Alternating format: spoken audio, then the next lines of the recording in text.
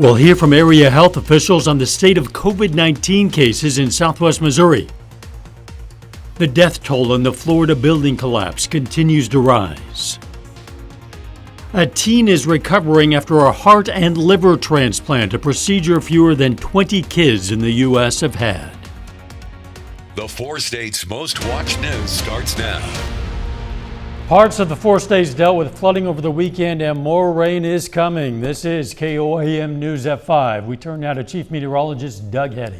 Yeah, we've had the showers, we've had the thunderstorms, heavy amounts of rain, especially in spots on Saturday night, and then again yesterday. We got another pretty good complex during the evening hours, and then more thunderstorms for us today. The good news is we haven't had much in the way of strong to severe thunderstorms, even though these are strong, but they're dropping a lot of rain as they continue to work through. So you can see this last batch kind of pushing off toward the north, starting to lighten up just a bit from Joplin Point south, but still some pretty good thunderstorms. Cherokee County up toward Pittsburgh and then stretching over near Lamar and also Nevada. And this is going to continue as we go through the evening hours. That's why we have flash flood watches and warnings in effect, especially along and north of Interstate 44. This batch continues to lift north, but as we go through the overnight hours, we'll see additional showers and thunderstorms developing and pushing through. So, of course, when's the rain going to stop? We're going to be looking at that here in just a bit. All right, get you then.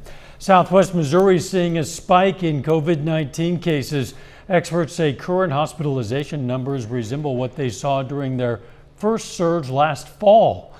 They say the biggest difference this time around is the age of those being hospitalized, and they're seeing younger people needing hospitalization.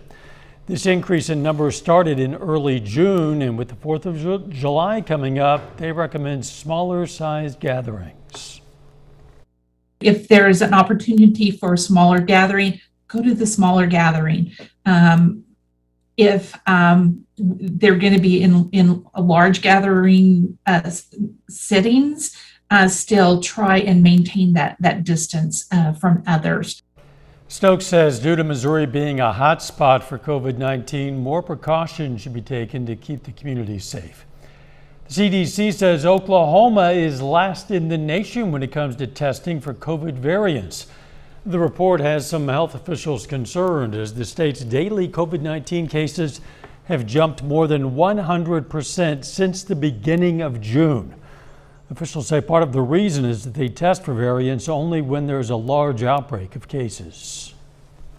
So it's been slow, our sequencing and testing for the variant, because our testing numbers are down right now overall, just people getting tested for COVID. So it takes several samples before we can actually run that sequencing to get those results. Health officials say the best way to protect yourself from variants is to get vaccinated. Topping Nation Watch, President Biden has walked back at comments that put the infrastructure deal in jeopardy. The president had said he would not sign the infrastructure bill unless Congress also passes his American Families Plan. That would fund what he calls human infrastructure, Democratic priorities like childcare, free community college, and green energy. But that does not have bipartisan support. The president now says he'll stick with his word and sign the bill. Rescue workers in Surfside, Florida recovered another body overnight from that devastating building collapse, bringing the death toll now to 10. 151 people remain unaccounted for. Reporter Mark Strassman has the latest from Surfside. Rescue workers created a bucket brigade as they removed concrete rubble the size of basketballs bit by bit. We're going to continue and work ceaselessly. Officials in Surfside, Florida say 5 days after the collapse, there is still reason for hope. There's certain areas that we have not gotten to, but we've been able to place cameras that seem to have large enough spaces, voids, that occupants may still be in there. First responders from Israel and Mexico are helping in the search. The team from Mexico, Sedania International, is using a dog named Oreo. Because of the weight, she can go in other places that have more instability that another dog cannot go. Some family members have criticized the search efforts, saying they're going too slowly. Over the weekend, relatives were escorted to the site where they got a first-hand look at the safety risks involved. They witnessed a rescuer tumble 25 feet down the mountain. That is a perfect example of the situation that we're dealing with. Federal investigators are also on the scene. The people of Florida want to understand how could this happen, and then what could we do to make sure it doesn't happen again. An assessment done by engineers in 2018 noted that in the garage, an abundant cracking and spalling of various degrees was observed in the concrete columns, beams, and walls. But an attorney for the Homeowners Association, as well as an engineer who spoke to CBS News, both said nothing warned of an imminent catastrophe. Mark Strassman, CBS News, Surfside, Florida. The National Institute of Standards and Technology says its team of 6 scientists and engineers will collect first-hand information on the building collapse for a preliminary investigation. It will determine if a full investigation will be conducted. The team will enter the site once it's deemed safe for them to do so. Up next in Health Watch, a rare double transplant. A California teen is recovering from a history-making heart and liver transplant. I'm Dina Demetrius with more on his story of survival. And later, we'll get an inside look at the first cruise ship to set sail from the U.S. since the pandemic started. Topping Health Watch, a new study suggests heart failure and cancer may be connected. European researchers observed 200,000 people over a span of 10 years and found the incidence of cancer was about 25% higher in those who had experienced heart failure. Doctors believe their research shows the need for heart failure patients to undergo cancer prevention therapy. A new poll out of the University of Michigan finds some parents aren't always turning to their doctor when it comes to their child's development. Researchers found 1 in 5 concerned parents turn to social media, the internet, or family and friends to discuss their child's growth. They advise parents to always seek advice from an expert. A California teenager is recovering after receiving not 1 but 2 organs to save his life. It's estimated fewer than 20 children in the U.S. have ever received a heart and liver transplant. Reporter Dina Demetrius has more on his remarkable story of survival. 14-year-old Mark Trapp can't wait to get back to playing sports now that he has a new heart and liver. I'm just so grateful, and I'm happy that I can enjoy my life now. I just want everyone to know how Mark is just an amazing child. Mark was born with hypoplastic right heart syndrome, leaving his right heart chamber underdeveloped and unable to pump blood. He had 3 open heart surgeries since birth, then suffered complications after the last, which can lead to liver damage. The only solution to that was to find a way for him to have 2 heart ventricles. And the only way to do that is by replacing his heart. As Mark waited years for a heart, he deteriorated, and the team at Children's Hospital Los Angeles decided a heart and liver transplant was his best chance. It was hard because they came in the room and they told both of us. So I'm trying to stay strong for him and show him that I don't want to break down because everything is going to be okay. Mark waited more than 5 months in the hospital for his transplant. It was very long, and I had to be patient. I was just anxious and frustrated. In February, he finally got his new heart and liver during a 17-hour procedure. We've never had somebody that required a liver transplant at the same time. This was new territory for us. So we did a lot of preparation for this procedure. Mark has a message for other kids facing challenges. Days are going to be hard, and you're going to be mad, sad, frustrated. You just have to keep going and stay strong through those times. Now with his new lease on life, he's looking forward to what the future holds. Dina Demetrius, CBS News, Los Angeles. More than 100 staff at Children's Hospital Los Angeles were involved in planning Mark's transplant. And that is a look at today's health news. A little bit later, Johnson & Johnson settles a lawsuit with New York preventing them from selling opioids ever again. Showers and thunderstorms continue for us tonight. We're going to look at that forecast coming up.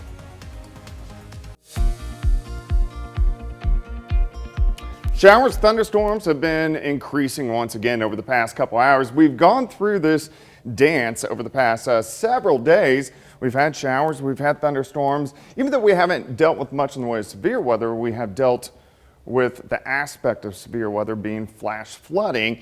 And of course, just regular flood warnings with the creeks and the rivers, which have been rising. But we're looking at the radar of the past 24 hours. Of course, we got the big rain Saturday night, got another cluster that lifted through yesterday, another one late last night into the morning, and then another one this afternoon, which continues to work north and producing more heavy amounts of rain. Look at the rainfall.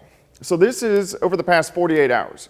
So we are going back into Saturday evening, but you can really see Ottawa County into western parts of Newton County. A lot of areas have picked up 6, 7, 8, 9 inches. Through Joplin, a lot of areas have picked up 4 or 5 inches. A little bit less once you get into southeastern Kansas, but widespread.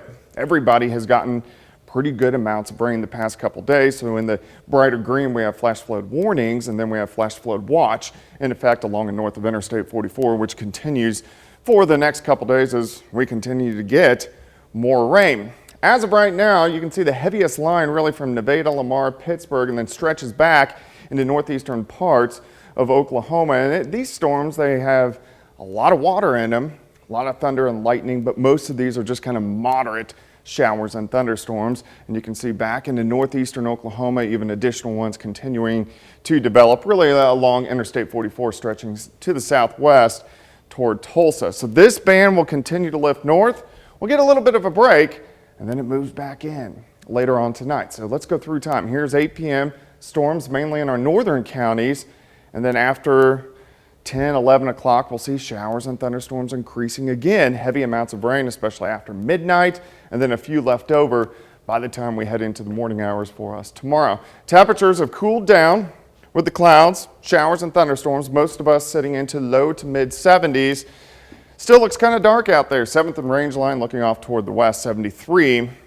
Dew point at 71. Humidity, of course, is high at 93%. Through the evening hours, scattered showers and thunderstorms were most likely going to kind of hold steady, mainly into the mid 70s over the next several hours. And then again, we have to do this again over the next couple days. On Tuesday, it's not going to be near as widespread as what we have seen today. So here's 11 a.m. Some hit and miss showers, mainly on the Kansas side, but they are going to be out there. I'd say about roughly 40% of us will get rain tomorrow afternoon. We'll start at 68, 80 by noon, high temp right around 85. These will kind of fizzle apart tomorrow evening. We'll still get a few pop-up thunderstorms once again tomorrow night, but as we go into Wednesday, it's going to be much more widespread, very similar to what we are seeing today. And additional heavy amounts of rain the next couple days. If you get stuck under one of these big storms, you can pick up 1-2 inches, but I think most of us in general an additional inch or 2 of rain as we work through about the next 48 hours. 85 tomorrow, 85 Wednesday. Rain chances decrease a bit Thursday, Friday, and into Saturday. Most of the holiday weekend looks pretty good. Plus, look at our temperatures on the 4th of July, a high temp of 83. Yeah, unseasonably mild for 4th of July. Feel pretty good. Thanks, Doug. A dangerous and unprecedented heat wave is baking the Pacific Northwest and shattering record highs in places where many don't have air conditioners. Nearly 20 million people in the region are under an excessive heat warning, covering nearly all of Washington State and Oregon, plus 5 other states. COVID-19 is making the situation worse as cooling shelters and community centers are offering limited seating or none at all. Coming up, cruises are setting sail from the U.S. again. First, though, we honor a local World War II veteran. Billy West served in the U.S. Army from 1944 to 46. The Joplin native was stationed in England, France, and Germany, and we salute Staff Sergeant Billy West, a 4-state hero. Top in Consumer Watch, Johnson & Johnson is out of the opioid business. The drug maker will pay $230 million under a settlement with New York State over its role in the opioid crisis. The agreement bans the company from promoting the highly addictive painkillers, though Johnson & Johnson had discontinued that business in 2020. The settlement follows a string of litigation against J&J and other drug makers over their role in the nation's opioid epidemic. New York State is beginning another trial against other pharmaceutical companies this week. Electronic cigarette giant Juul Labs will pay $40 million to North Carolina. It's part of a settlement to take more action to prevent underage use and sales.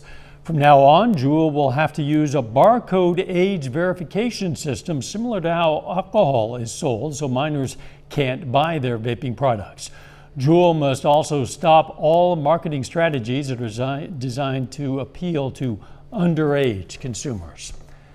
The first big cruise ship to set sail from the U.S. since the pandemic began is on its way to Mexico. Royal Caribbean's Celebrity Edge left Fort Lauderdale, Florida, Saturday, filled to about 40% capacity. The company says 99% of those passengers are vaccinated. Reporter Janet Shamlian is aboard for this historic trip. Cruising is back. Crew members and passengers cheering this trip aboard the Celebrity Edge after some predicted the industry would never recover. So excited? Yeah, we're excited. We're happy to be here. Definitely. Yeah? Yeah, it's just nice seeing everything come back to normal. Chattanooga's Swinford family jumped at the chance to be among the first to sail amid a return to pre-COVID normalcy. Do you have any fear going into this week ahead? No. Not at all. It's not a traditional voyage, only about 1,200 passengers. Edge normally holds more than double that. Every adult has had a shot. The main reason we're vaccinated is to be here. The Swinford kids and other children aboard weren't vaccinated, so COVID tests for them were required. The onboard experience is different too. These over-the-top buffets that cruises are known for, no longer self-serve. Thank you. Cruises became COVID hotbeds at the pandemic's start. Carnival's Diamond Princess was stranded almost a month after more than 700 became sick. 9 died. A Celebrity cruise out of St. Martin earlier this month had 2 positive cases, even though everyone was vaccinated. Aboard this ship, Celebrity says vaccinated crew members still mask up and that they've increased cleaning and updated ventilation. What would you say to Americans who are thinking, not worth risking my health? I'd say this is the place to come. Our objective is to be safer here than anywhere else on land. Richard Fain is the CEO and chairman of Celebrity's parent, Royal Caribbean Group. A year ago at this time, they were predicting the death of the cruise industry. Yes, they were. And I think you've seen how wrong they were. The 3 largest cruise companies have lost $25 billion since COVID. The industry is optimistic returning to the high seas will eventually lead to big profits. 1, 2, and 3. As the Swinfords enjoy their 12th cruise, 8-year-old Will likely speaks for many Americans vacationing this summer. I'm just glad that I'm away from home, mainly. Thanks.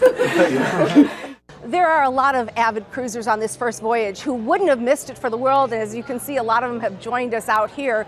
But the question going forward is this: what will demand look like?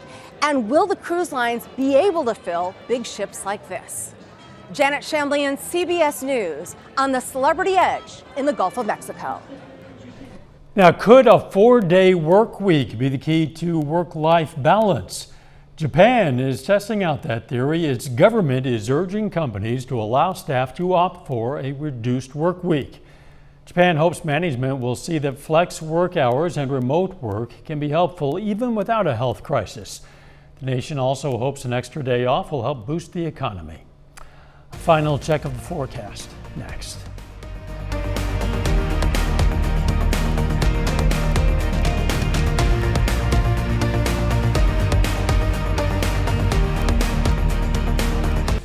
The CBS Evening News is next. Then on KOAM News at 6, we're going to hear more from area health officials about a recent rise in COVID-19 cases in Southwest Missouri. Plus, charges are filed in the case of an Arkansas police officer who was hit by a car at a gas station. And we're going to break down the batch of construction projects popping up around Joplin. Stay with us for CBS Evening News and then KOAM News at 6. We do not need more rain at the moment, but we are getting more rain at the moment. We are. We've had showers, thunderstorms throughout the afternoon. We are going to get a little bit of a break here in a couple hours, and then we'll get another batch in here late tonight. Still some pop-up storms tomorrow. It's not going to be as widespread, but it's going to be more widespread, very similar to what we are seeing today as we go into Wednesday. And then our rain chances will start to taper off as we head toward the holiday weekend. Thanks for joining us. CBS Evening News is next. And of course, we're going to be right back here for KOAM News at 6. See you then. Let's make it a great evening.